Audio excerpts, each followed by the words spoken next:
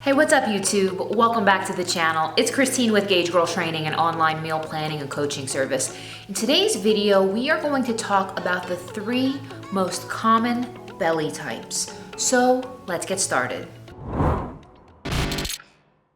So every day, my DMs on Instagram are filled with questions on how to lose the stomach, the belly.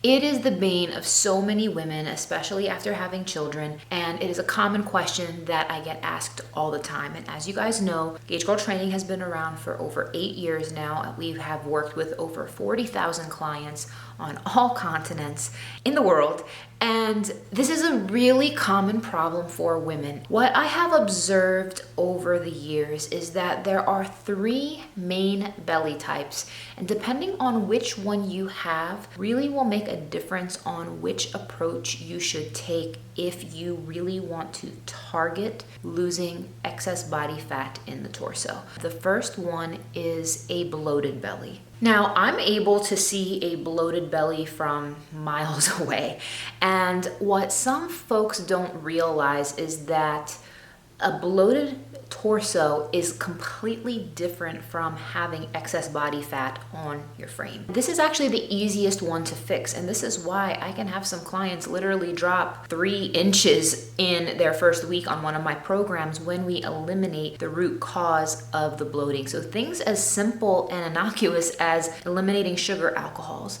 eliminating cruciferous vegetables, things specifically like cauliflower, broccoli, Brussels sprouts, things in that family. Things like eliminating known allergens. If you have celiac disease and we cut out gluten, if you have a dairy intolerance and we cut out, dairy. A bloated belly is hands down the easiest thing to fix. And if this is something that you have just due to poor eating choices or just not properly choosing the right things for you, you will find that this is very easy to fix and it can go away quite readily, and it's a good thing. One last thing about the bloated belly, I want to note that when your bloated belly goes down, this is typically not fat loss. It is the release of intestinal gas, which can be built up from specific foods and intolerances, or it's the release of fluid retention. So when you have a bloated torso due to interstitial gas in your intestines and organs, as well as excess fluid in the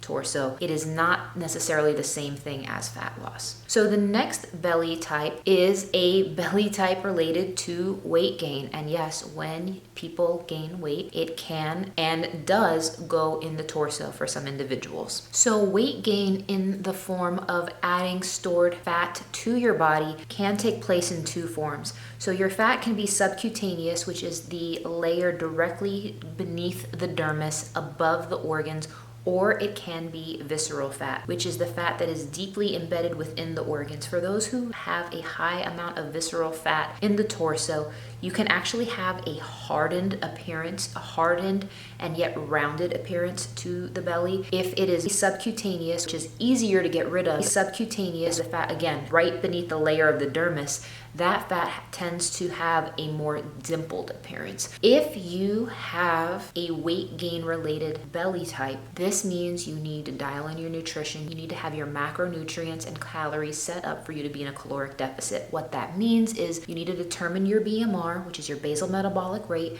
That tells you how many calories you need to sustain your current body mass at rest. You include your activity calories throughout the day, which leads you to your total daily energy expenditure. From there, you apply a caloric deficit of 500 calories per day to lose 1 pound of body fat per week.